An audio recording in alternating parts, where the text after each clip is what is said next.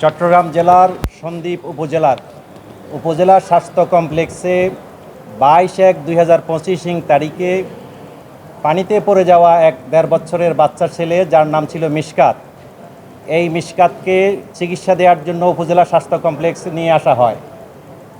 এই রোগীর অভিভাবকরা যখন হাসপাতালে বাচ্চাটিকে নিয়ে এসছেন, তখন সেই অবস্থায় হাসপাতালে ডিউটিরত একজন ডাক্তারও উপস্থিত ছিলেন না।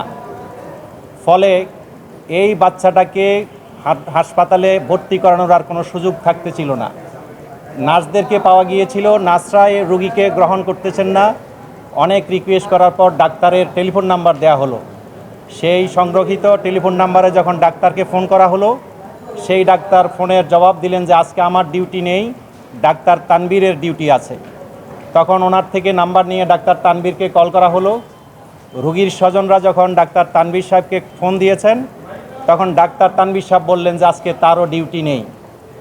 এতে করে প্রায় 1 থেকে 1.5 ঘন্টার সময় এই রোগীর অভিভাবকরা এই শিশুটাকে নিয়ে হাসপাতালের উপস্থিত ছিলেন, কিন্তু কোনো ডাক্তার না থাকার কারণে এই অভিভাবকদের সামনে এই 1.5 বছরের বাচ্চাটা ছটপট করতে করতে মৃত্যুবরণ করলো।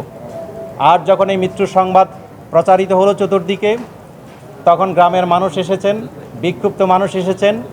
মানুষ এসে সেটার বিষয়ে যখন প্রতিবাদ করেছিলেন, তখন ওনাদেরকে আশ্বস্ত করেছিলেন। স্থানীয় প্রশাসন, হাসপাতাল প্রশাসন বলেছিলেন যে আমরা একটা তদন্ত করব, আমরা তদন্ত করে যদি কোনো নেগলিজেন্স আমরা পেয়ে থাকি তাহলে আমরা সে ব্যবস্থা নেব। কিন্তু আজ পর্যন্ত আমরা যে খবর পেলাম তাতে কোনো ব্যবস্থা গ্রহণ করা হয়নি, কোনো তদন্ত কমিটি গঠন করা হয়নি। ফলশ্রুতিতে যখন এই বিষয়টি জাতীয় এবং স্থানীয় পত্রিকায় সংবাদ পরিবেশিত হলো, সেই সংবাদের প্রেক্ষিতে সংবাদ পেয়ে আমরা স্থানীয় সংশ্লিষ্ট কর্তৃপক্ষকে আমরা নোটিশ দিয়ে আমরা রিকোয়েস্ট করেছিলাম যে 1 সপ্তাহের মধ্যে বিষয়টি আপনারা তদন্ত করে দেখেন, এখানে কোনো মেডিকেল নেগলিজেন্স অথবা প্রফেশনাল মিসকন্ডাক্ট আছে কি না। যদি থেকে থাকে আপনারা সেটার ব্যাপারে ব্যবস্থা নেন। সংশ্লিষ্ট কর্তৃপক্ষ আমাদের এই ডিমান্ডিং নোটিশের কোনো জবাব না দেওয়ার কারণে আমরা মহামান্য হাইকোর্টের দ্বারস্থ হয়েছি। মহামান্য হাইকোর্টে এসে আমরা বলেছি যে এমনিভাবে বিনা চিকিৎসার অভাবে রোগীর মৃত্যু হবে, সেটা কোনোভাবে কাম্য নয়। আমাদের বাংলাদেশের সংবিধানের 32 নম্বর অনুচ্ছেদে বলা হয়েছে মানুষের জীবনের নিরাপত্তা দিবে সরকার, রাষ্ট্র মানুষের জীবনের নিরাপত্তা দিবে। একটি বাচ্চা ছেলে তার জীবনের নিরাপত্তার জন্য যে চিকিৎসার যে সুযোগ সুবিধা সরকারের রয়েছে, সেই সরকারি হাসপাতাল সেই সুযোগ সুবিধা দিতে ব্যর্থ হয়েছে। সঙ্গত কারণে আমরা আদালতে এসেছি। পাবলিক ইন্টারেস্ট লিটিগেশন, জনস্বার্থে এই মামলাটা আমাদের পক্ষ থেকে করা হয়েছিল। আদালত আমাদেরকে শুনে আদালত সন্তুষ্ট হয়ে কেন এর জন্য একটি তদন্ত কমিটি গঠন করা হবে না, সেই মর্মে একটি বিশেষায়িত তদন্ত কমিটি গঠন করার জন্য নির্দেশ দিয়েছেন। সেই বিশেষায়িত তদন্ত কমিটির মধ্যে অবশ্যই সেখানে একজন সেক্রেটারি অথবা এডিশনাল সেক্রেটারিকে চিফ করে একটি তদন্ত কমিটি করার জন্য বলা হয়েছে। এবং এই তদন্ত কমিটিকে বলা হয়েছে আগামী 2 মাসের মধ্যে তদন্ত প্রতিবেদন আদালতে দাখিল করার জন্য। সেইখানে দেখতে হবে যে এখানে কোনো মেডিকেল নেগলিজেন্স অথবা প্রফেশনাল মিসকন্ডাক্ট ছিল কিনা। সেই প্রতিবেদন 2 মাসের মধ্যে আদালতে দাখিল করার জন্য বলা হয়েছে। সাথে সাথে এই ভিকটিমের যে পরিবার রয়েছে, ক্ষতিগ্রস্ত পরিবার, সেই পরিবারকে কেন 20 লক্ষ টাকা ক্ষতিপূরণ প্রদান করা হবে না, সেই মর্মে রুল ইস্যু করেছেন।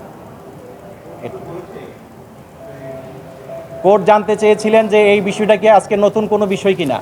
আমরা তখন আদালতকে বলেছিলাম যে এটা কোনো নতুন বিষয় নাই। ইতিপূর্বে আরও 1-1.5 বছর পূর্বে আরেকটি বাচ্চা ছেলে, যার নাম ছিল সিয়াম, এই সিয়াম নামে একটা ছেলেকে হাসপাতালে নিয়ে এসেছিল। তখন ডাক্তাররা দেখছি বলেই কিন্তু 2 ঘন্টা সময় পার করে দিয়েছে, কোনো চিকিৎসা দেওয়া হয়নি। সেখানেও আরও 1 বছর আগে একটা বাচ্চা ছেলে মারা গিয়েছিল, সেটারও কোনো তদন্ত প্রতিবেদন করা হয়নি। আমরা পত্রিকার নিউজগুলো আদালতে দেখিয়েছি। আদালত যখন এই পত্রিকার নিউজ দেখেছে যেভাবে গ্রস নেগলিজেন্স এখানে হচ্ছে ধারাবাহিকভাবে, তখন আদালতও সেটাতে ইন্টারফেয়ার করে আদালত বলছে যে এমনিভাবে তো হতে পারে না, এটার অবশ্যই তদন্ত হওয়া উচিত। আদালত সেই মর্মে তদন্ত করার জন্য একটি বিশেষায়িত কমিটি গঠন করে দিয়েছে।